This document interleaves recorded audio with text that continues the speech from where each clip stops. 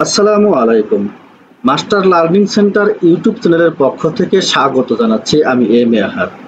আপনারা যে স্পটলাইট অ্যানিমেশনটি দেখছেন এটি পাওয়ার পয়েন্ট প্রেজেন্টেশন দ্বারা তৈরি করা হয়েছে। এটি কিভাবে তৈরি করা হয়েছে তা নিয়ে আমার আজকের এই টিউটোরিয়াল।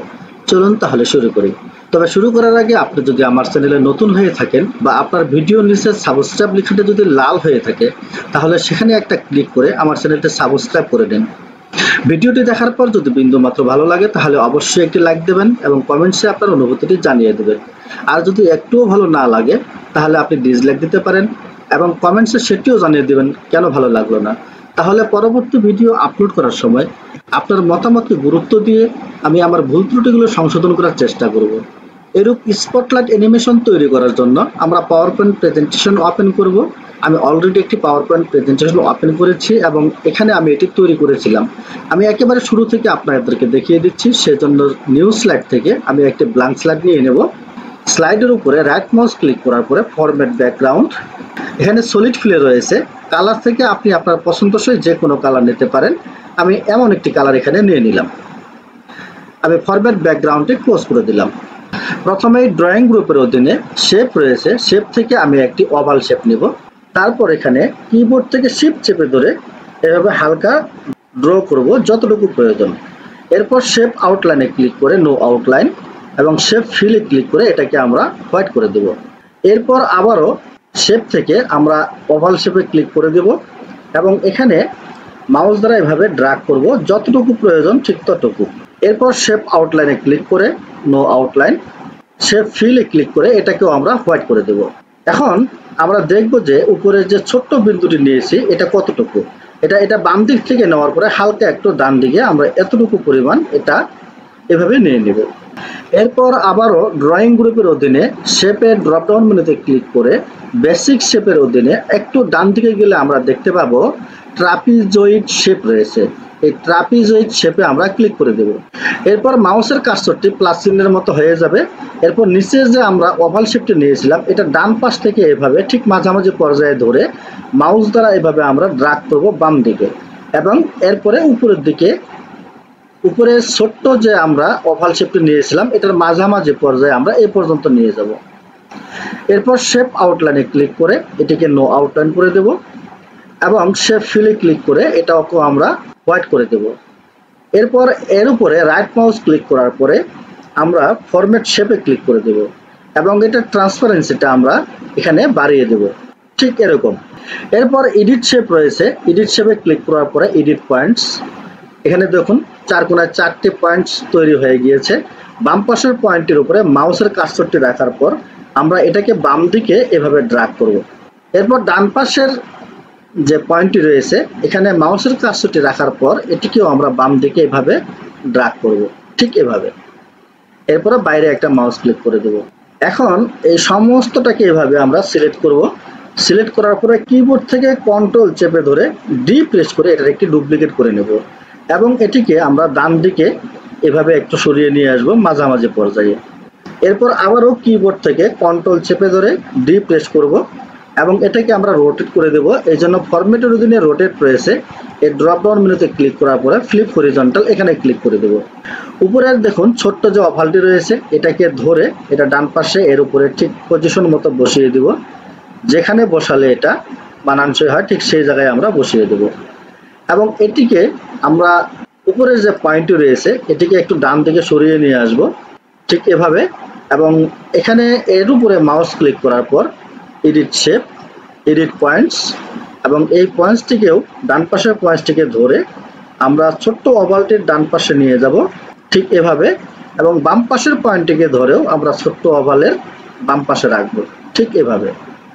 তাহলে আমাদের 3টি স্পটলাইট তৈরি হয়ে গেল।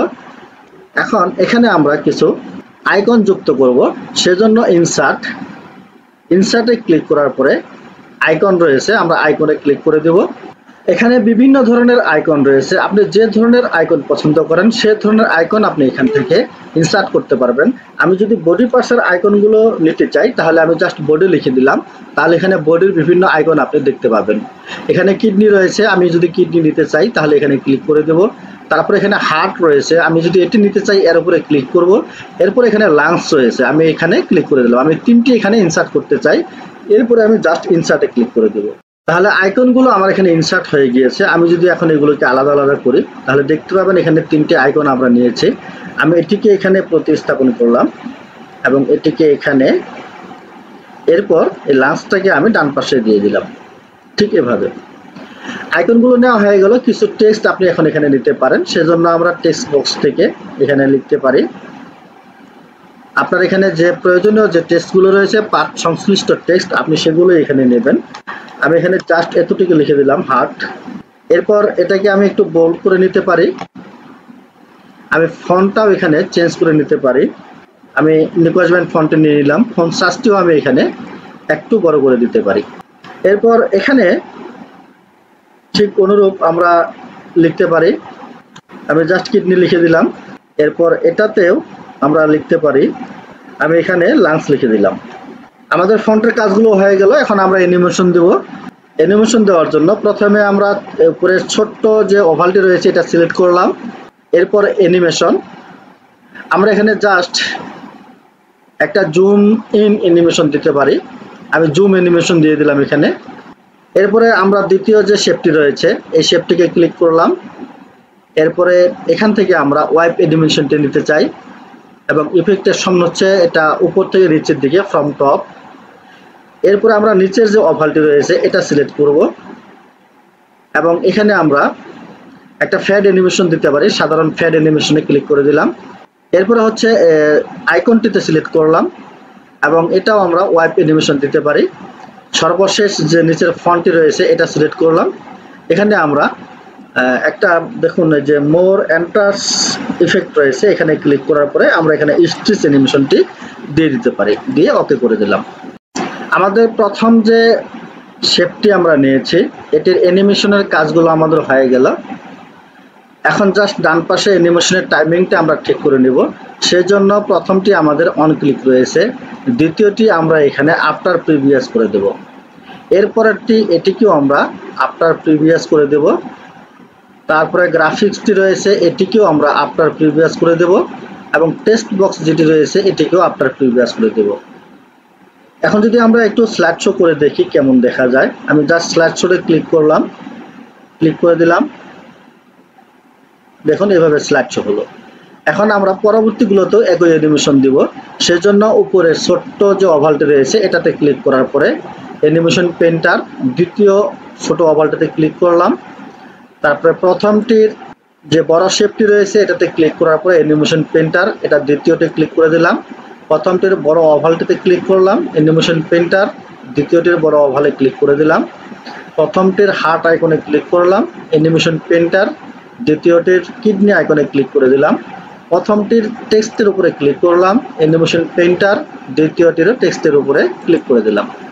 দ্বিতীয় শেপের অ্যানিমেশন হয়ে গেল। অনুরূপভাবে আমরা তৃতীয়টাতেও একইভাবে রকমভাবে এখানে অ্যানিমেশনগুলো জাস্ট আমরা কপি করে নিয়ে এখানে পেস্ট করে দেব। এটা হচ্ছে অ্যানিমেশন কপি পেস্ট করার সিস্টেম।